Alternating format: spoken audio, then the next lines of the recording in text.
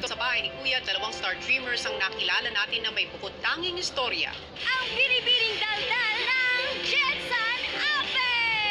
Ang incredible itay ng Compostela Valley, Mark! Lingid sa kanilang kaalaman, sina Ape at Mark ay magkapatid. Napunta man sa magkaibang lugar ay hindi naman maikakaila ang koneksyon ng magkapatid na matagal na walay sa isa't isa. Parehong nagsilbing punong abala sa kusina. Kapwa nagbigay kulit at saya sa mga kasama. Pinagbuklod ng iisang storya ng pangungulila at pangarap na magkaroon ng buo at masayang pamilya. April Rose yata yung isa. Gusto ko po siya makilala. Pinangarap ko rin magkaroon ng pamilya, kuya.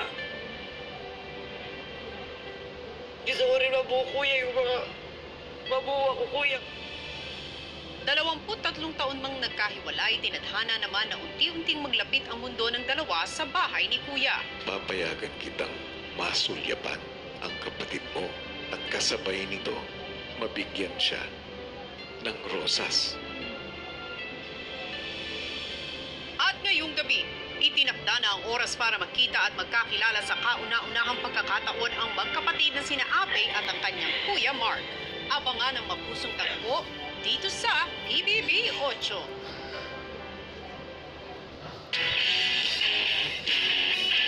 Sa panibagong araw sa bahay ni Kuya paggising ni Ape, nakita niya ang rosas na iniwan ng kanyang Kuya Mark. May nakita po akong bulaklak, kuya.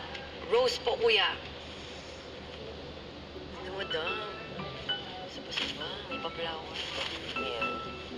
Ang halang. Ito ba sa ulo ko? Patay. Charot.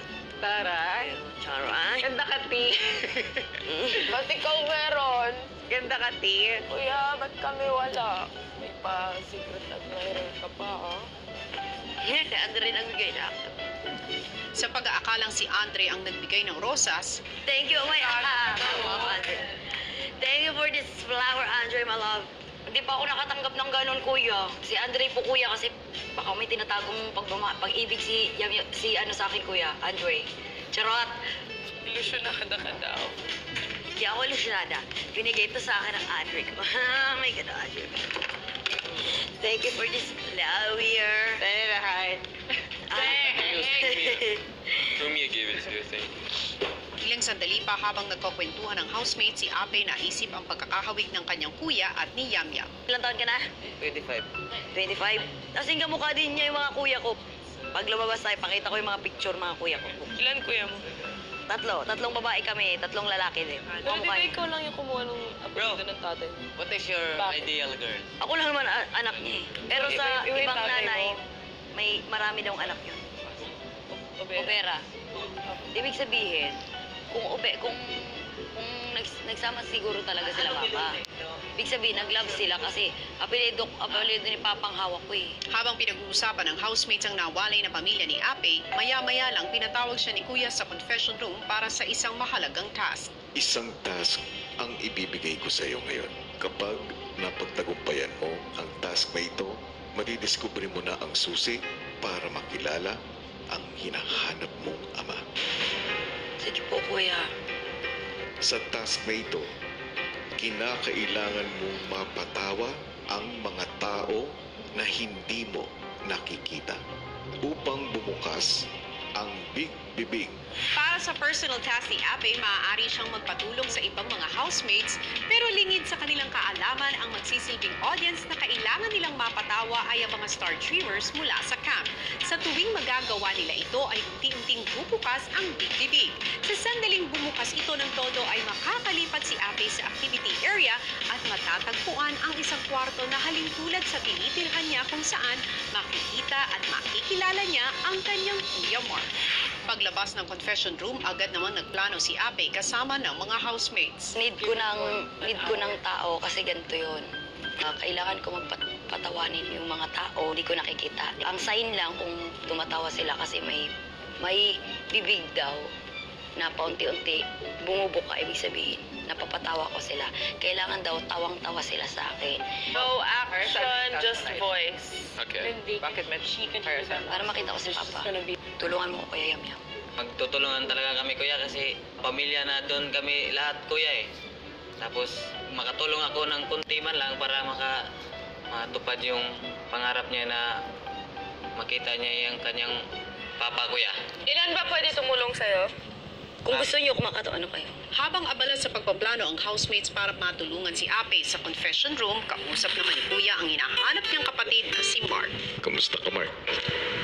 Okay naman po, pero di masyadong nakatulog kagabi. Iniisip ko po kung paano ako babawi sa kanya, ano yung pinagdaanan niya. Habang iniisip ko yun, lalo akong umiiyak kasi yung 10 taon na siya lang mag-isa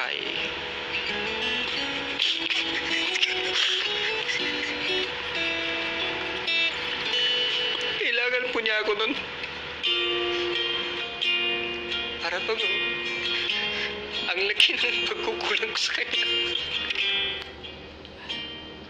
Malapit na ang takdang panahon para makilala ka ni Ape. Salamat po. Pero bago mangyari yun, bibigyan kita ng pagkakataon na makilala siya. Mula sa Camp Star Hut ay pupunta ka sa activity area.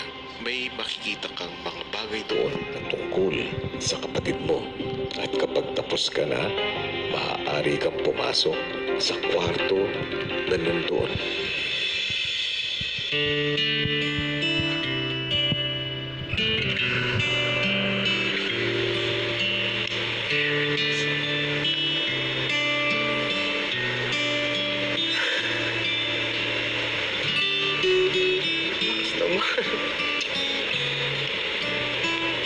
Nung nakita ko sa lamesa po yung mga pictures niya, yung mga ngiti niya, napangiti na rin po ako.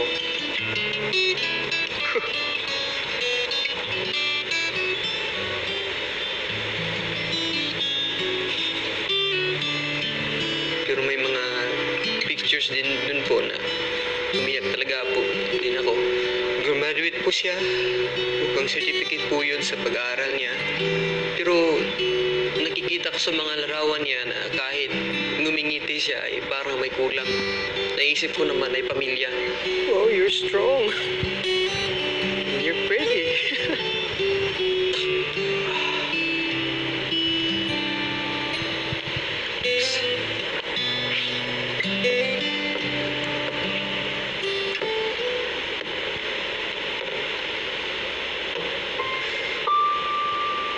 So this is how she lives.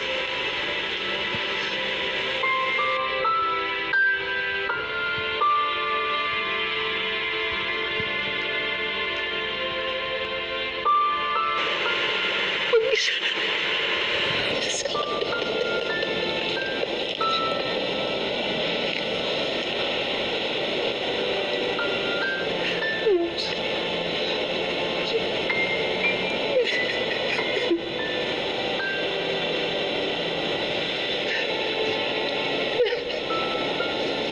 Hindi palaw. Mas napayak pa po ako lalo. Iniisip ko sa 10 taon mag-isa siya. Anong kinakain niya? Pag magkasakit siya, sino mga mahalaga sa kanya? Pag kailangan niya ng tulong, tinutulong sa kanya. Tuwa siya sa labas, pero pag-uwi ng bahay, siya lang mag-isa. Samantala sa Camp Star Hunt, naghanda na ang audience para sa comedy show. Hello, Star Dreamers! Pagsisimula ng comedy show sa radyo, kailangan mayroon at least 6 na taong maiiwan sa couch para makinig sa comedy show. Enjoy and laugh out loud. Love, Alex Gonzaga. Okay. Sa loob ng bahay, ilang sandali pa, Magsimula na. Partner, magandang hapon sa iyong lahat. Andito tayo ngayon sa programa niyong kinababaliwan ng lahat, ang Yummy Inday! Nako, partner! Partner! Diyos ko, parang masayang araw na ito. Mas masaya pa Bakit? partner. Mas masayang mukha mo. Ayun. At meron tayong mga caller doon ngayon. At balita ko sobrang kailangan nating bigyan ng mga advice yung mga ating caller ngayon. Tililing! May I help you? Oh. Fumiya. Fumiya, what's your, 1, 2, anong English nung 1, 2, 1, 2, yung kuwan ba? Share, ayun, want to share to us. はい、今日朝道を歩いてたんですけど、なんかカラスが糞を落として、なんかお気に入りのジャケットだったのにすごいなんか汚れちゃってすごい。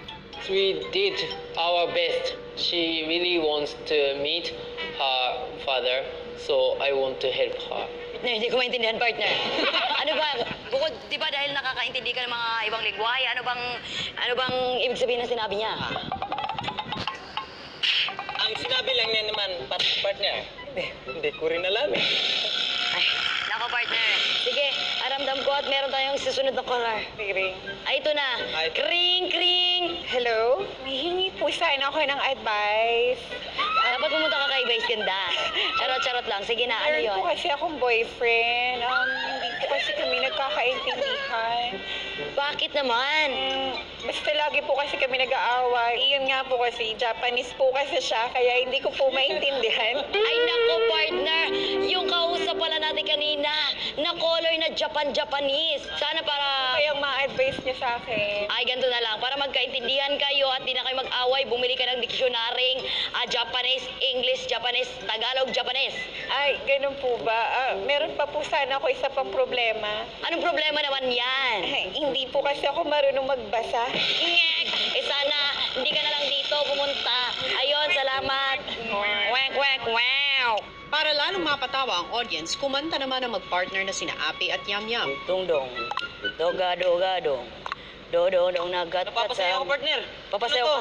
Oh. Dong, dodong. Dagadong-gadong. Oh. Dagadong-gadong ang gadong ni Carla. Makalipas ang 30 minutos, nakatanggap sila ng panibagong caller. Hi. Hello? Yes, hello po. Parang social ka po. Parang social ang ating...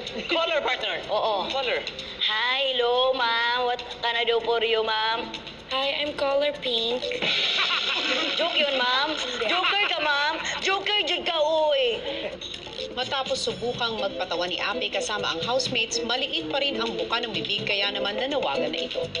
Hoy, tumawa naman kayo, ha? Pagod eh, ha? Pero hindi ko titigil eh, ha? Kailangan kong pabuksan yung bibig nyo eh.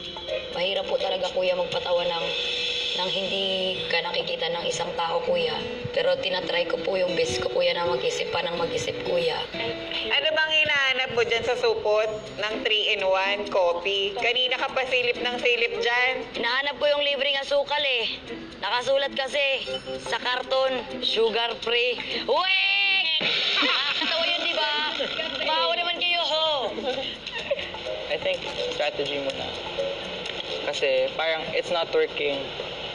Yeah, it's still up to it's not halfway yet. Yung bibig po ay 1/4 or 1/5 of the way open lang. Pare-parehong approach lang yung ginagawa nila at hindi na epektibo. Ilang sandali pa si Andre nakisali na sa pagpapatawa. I will read a Tagalog joke from now. Isang magkasikakatahan sakay ng kotose at patunongo sa simbahan ng sila ay maakakasistente namantay. Nang matakakapagtay. Tumawa kayo, guwapo to! Alam namin! Sobra! Hi, Andre. Buti na lang at guwapo ka. Pero napakilig mo naman ang girls at higit sa lahat, napatawa. Gagawin niya ang... Ang natural na komedyanteng si Fumiya bumanat na rin ng Tagalog jokes. Okay naman, ang naging pamumuhay ng mag-asawa nung maga. I was reading natural. Fumiya reading Tagalog book. It's funny for Filipinos. Anong isda ang hindi nababasa? Ano? Eddie, tuyo. Anong isda ang namamarel? Ano? Eddie, bangus. Corny, di ba? Porsigido po talaga siyang mabuksan po yung bibig. So kami po talagang lahat nag-iisip po talaga kami ng mga punchline, ganyan, kahit medyo corny na po talaga. Anong kulay ng kilikili ko? Ano? Itim! Gumanon kanina.